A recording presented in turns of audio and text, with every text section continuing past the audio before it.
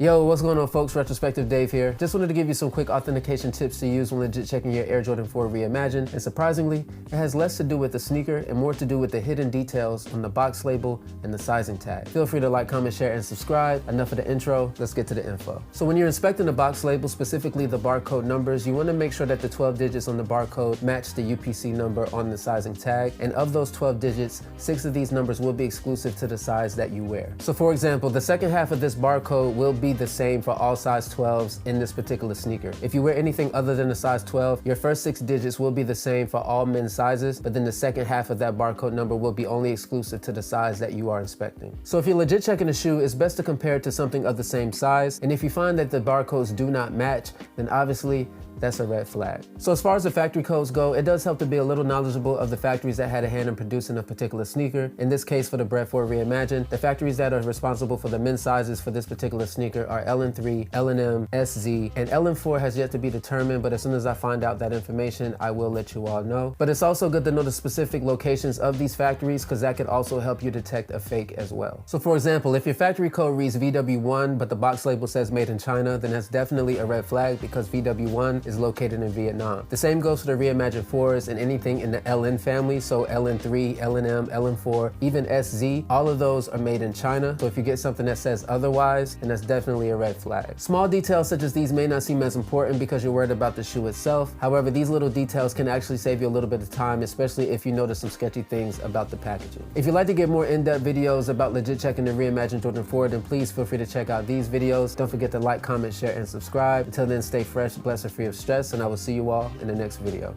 Peace.